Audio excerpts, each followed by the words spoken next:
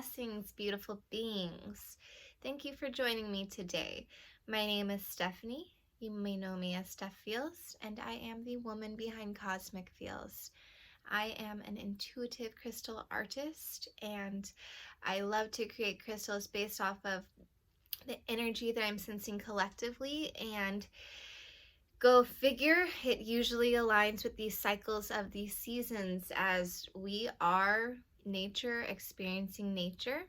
And today I want to talk about my summer collection. So the last episode we talked about the transition from winter to spring and how it was the hibernation and dark night of the soul into the awakening, the wake up, Aries season. So now we're into summer, which is more the embodiment of life vitality energy, right? Spring is that like, whew, I've woken up from this deep slumber. Aries energy, I have these new visions, these new sparks of life, new beginnings.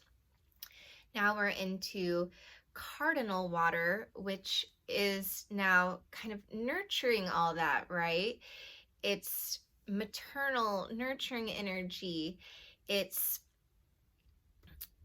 embracing that life force by being completely present in it. And I was thinking about summer being like, well, it's more of a family time as well, which I always, I just laugh that we have holidays during like dark night of the soul seasons. And it does make it kind of harder to be in those holiday moments. Sometimes those are very triggering times for some people with their families.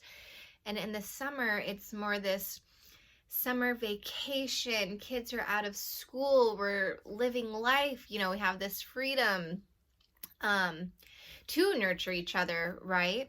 So the first crystal that I want to show that was made for this collection is moonstone. And this piece I did with rose gold, and I just think it is so Cancerian. It's so soft, it's so nurturing, it's so feminine. Moonstone is like the cuddly blanket of crystals, is how I feel. It's just that nurturing maternal energy, and this one in particular was wrapped so feminine, and it felt like a little bow at the bottom, and I just adored it. And I realized, oh, I guess I'm kind of aligning with the zodiac seasons within summer, right? So we've got moonstone here, and it's going to nurture those emotions, but it's also a good stone for taking with traveling. It's a stone that's known to be protective. Think of mothering energy anyways. That's like the most protective energy in the world, right? Like mommies don't let anybody mess with their babies.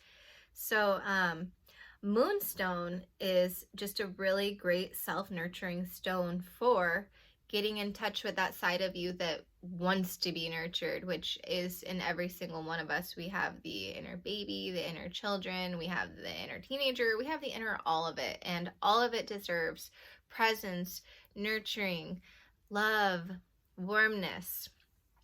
So we started with moonstone, and then the next necklace I made is this imperial gold aura quartz. And this stone, it just screams Leo, right? It screams, I've got my glow up, it's here, and it's here to be shown to the world. I also utilize this sunflower charm as, we're in the summer days, and what does the sunflower do? It looks towards the sun. And so imperial gold aura quartz is a stone of giving and receiving, of high self-esteem, of knowing. It's the solar plexus where you've got, this sacral energy where you're creative and you've got the passion behind it and the drive, and that solar plexus is like, well, I'm going to go out there and show it. So I just really thought this was very symbolic of us being the sunflowers of our own lives, and it just lined right up with Leo energy, which I think is pretty beautiful. And then the last stone I did is rainbow fluorite. And as far as me on this video, it's going to be impossible for me to show you how beautiful this stone truly is.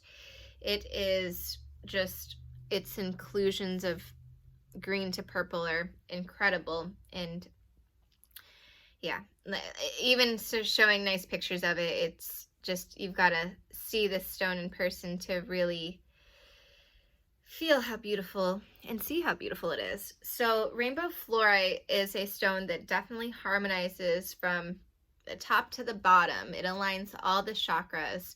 It is a stone that is said to bring order to chaos. It is a stone that is said to bring discernment. And so I always feel like people forget that Virgo is a part of summertime. I feel like people associate Virgo more with fall, and I mean, that just can kind of happen with whatever, just our mindsets, right? Because, like, you know, you're getting back into school, and you know, that could be during Virgo season, but it's like, no, Virgo season is the wrapping up of summertime. So if we want to like go back over it, it's, you know, the spark of summer is cardinal water, it's Cancer. It's, like I said, it's that nurturing of everything that was planted and started during spring season.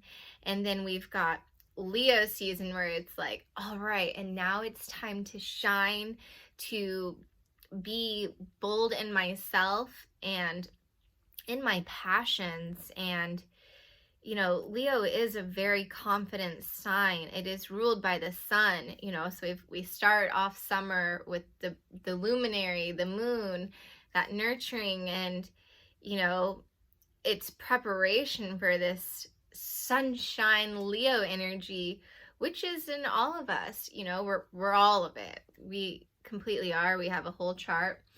And yeah, so then towards the end of the summer, this rainbow fluorite, which I feel very much relates to Virgo, where, you know, it's this like balancing of getting ready for the next season. That's why it's mutable, and it's, what have I learned? And Virgo's the critical eye. And so if this is a stone of discernment, I mean, I think that we found a real good one for, oopsies, a real good one for Virgo, the last season of summer.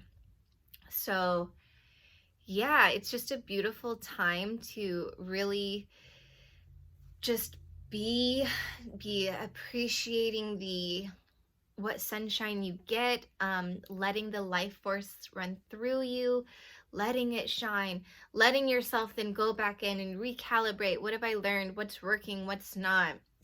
In preparation for moving on to the next season.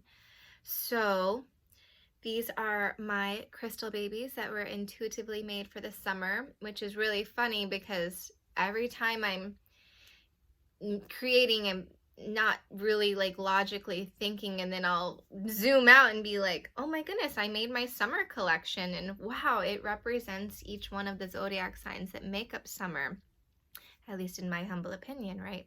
Which it's kind of hard to argue on, like moonstone not being for Cancer, when Cancer is the mother ruled by the moon. And yeah, so I hope you enjoyed hearing me talk about crystals. I certainly love these crystal babies. I find them so healing, so recalibrating to work with.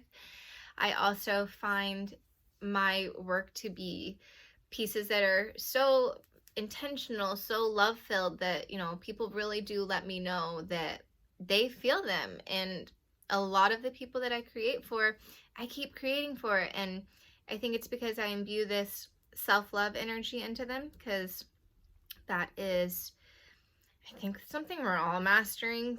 But I do just know for myself personally, it's something that I've been like, oh, self-love is key. Self-love is key. And I do believe that crystals are these beautiful, one, they're gorgeous.